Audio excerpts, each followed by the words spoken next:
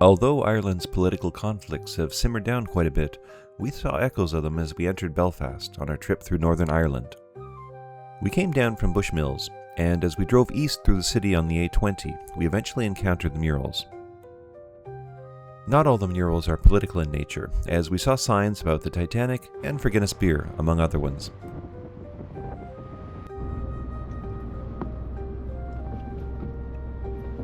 As we drove onward, it became clear that we were in the Protestant section of town, as there were Union Jacks everywhere and the murals had a pro-Unionist tone to them.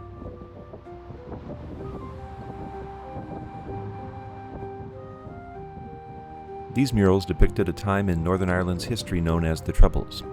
Although the Good Friday Agreement in 1998 put an official end to the conflict, the murals testify to the strong feelings that remain between the two sides. Since the murals are spread out across the city, you'll have to pick and choose carefully which ones you want to see. However, another option is to take a tour to see them. The most famous of the guided tours is the Black Taxi Tour. If you take it, the guide will give you a detailed history of the conflict, as well as the murals themselves. Since we prefer walking and getting some exercise, we decided to check them out on our own.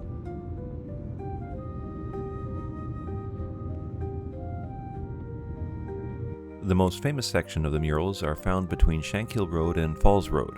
If you're walking it from downtown, it will take some time to get there. The easiest way is to head west on Shankill Road from the city centre.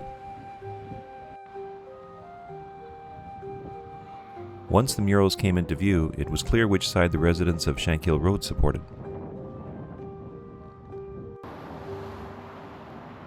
Acts of random violence were a common occurrence during the Troubles, and one of the worst aspects of it were the bombings that occurred, with much of the violence happening in the 1970s and 80s.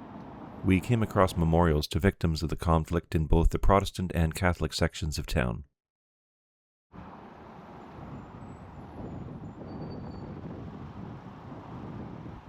However, not all the memorials were negative, as this one was dedicated to a local artist and painter. From Shankill Road, we made our way over to the Falls Road, where we would find the peace walls, or peace lines, that separated the two sides. The peace lines were first constructed back in the late 1960s, and were built to prevent the two sides from going at each other. They were originally constructed of wood and barbed wire. However, they became permanent as time went on.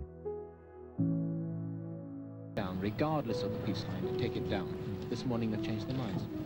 The Army peace line zigzags between the troubled centre of Belfast, the Protestant Shankill Road, and the Catholic Falls Road area. These high walls were built to permanently separate the Catholics on Falls Road with the Protestants on Shankill Road.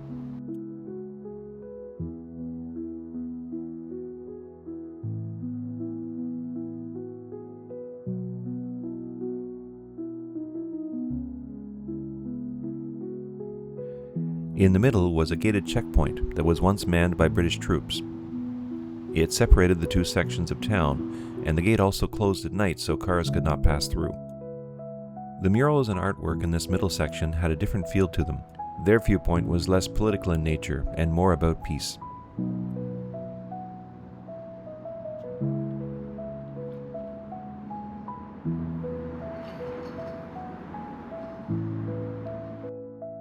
Once we went through the gated section, we were on the Catholic side, which had a different set of slogans and murals.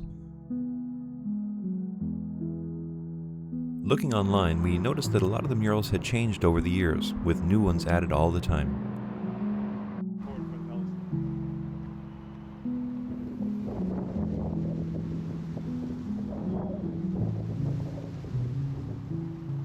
Many of the murals depict famous Irish political figures and events during the Troubles.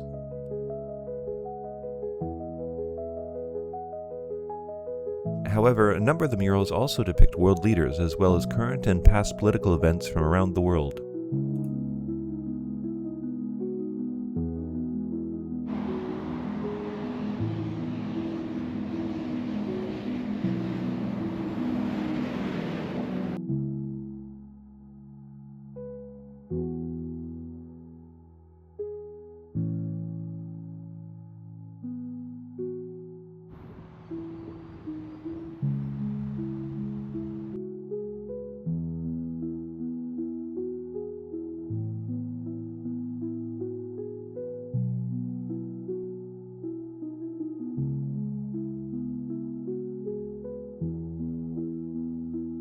Similar to Shankill Road, but from a different perspective, the murals on the walls and buildings along Falls Road also depicted events and political figures in Irish history.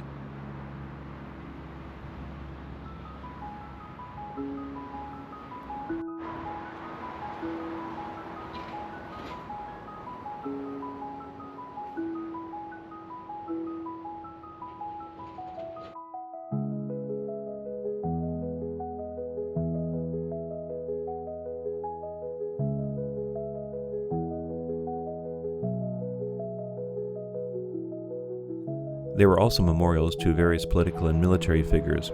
It was clear that they had been well maintained.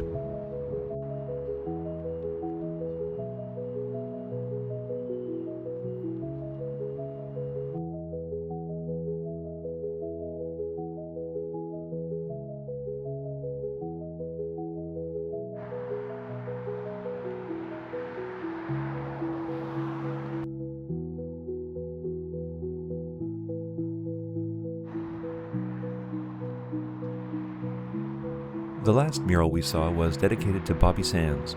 He was a well-known member of the IRA and a leader of the Irish hunger strikers who died in the Maze prison in 1981. As outsiders to the conflict, our experience visiting these murals in Belfast were both somber and enlightening. They're clear reminders of Northern Ireland's tragic past. If you're at all interested in this period of Irish history, they're well worth the visit. In the next video, we'll check out the beautiful grounds of Stormont, Northern Ireland's Parliament.